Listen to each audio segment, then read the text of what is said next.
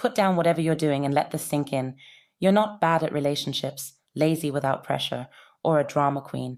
You should get a short insight into 3 chemicals our body produces and what their function should be if we weren't traumatized to dive into these 3 self-programmed cycles.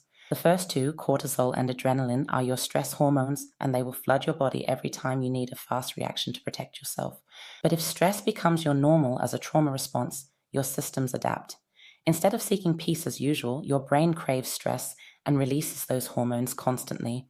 And also some quick knowledge about number 3, dopamine.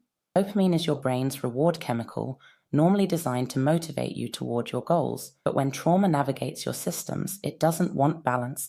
It is craving for what it knows, and this is chaos and intensity. So instead of seeking healthy decisions, your body is trained to start chasing emotional highs and lows to get your dopamine hit. And this is where the cycles begin. Cycle number 1 is the procrastination cycle, and this is what it looks like.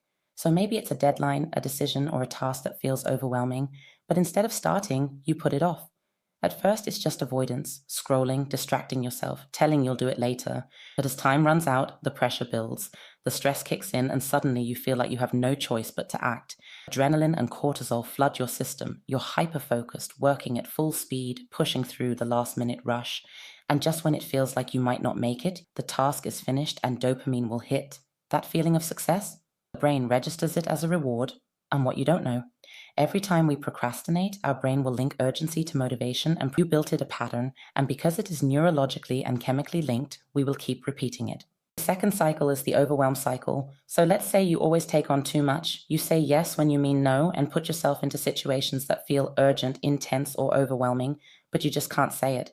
At first, it is just pressure. Then the stress starts to build, and suddenly you feel like you're drowning. Emotions run high, and your mind starts racing. Different situation, but adrenaline and cortisol flood your system. And just when it feels like too much, you make it through. The situation is resolved. And dopamine can finally hit. And what you don't see? This feeling of relief, your brain will register it as success. And what happens then? You also builded this pattern because you've neurologically and chemically linked it, and so you will keep repeating it. And this last one is important. It took me way too long to break it, and believe me, I am so happy to share it with you. Let's dive into the toxic relationship cycle and why they do feel so magnetic. The dynamics we are always in start small. Maybe a miscommunication, a feeling of not being seen, or an unspoken expectation. But then it escalates. Words are exchanged, emotions rise, and before you even know it, you are in an argument. Your system sense danger, your heart starts racing, your thoughts spirals begin, and now you are just desperate for a resolution. And then, just as quickly as it started, the mood shifts. The apology or the emotional reconnection arrives because this is what you choose, and dopamine will finally hit.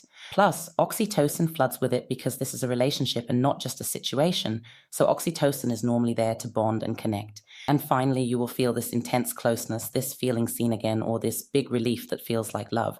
And here is what you don't see. Your brain now associates emotional chaos with deep connection. And you know what I now want to ask you? What happens next? You also will build this pattern because you linked it and will keep repeating it until you break it. I really think you need to know about this because this isn't just psychological, this is biological conditioning.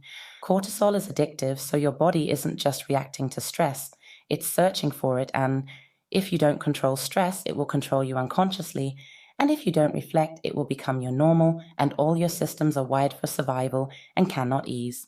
If you want to break free from this cycle, understanding your body is the first step. It doesn't matter if you are aware of it or not, but the hurt we bring to each other and pass it on to the next generations will not get better if we don't choose to heal. This complete process was built by the grace of God, and finally, I can launch it. Sign up for my free masterclass to get to know me, learn 3 important insights to complete your own healing, and follow if you want to support me.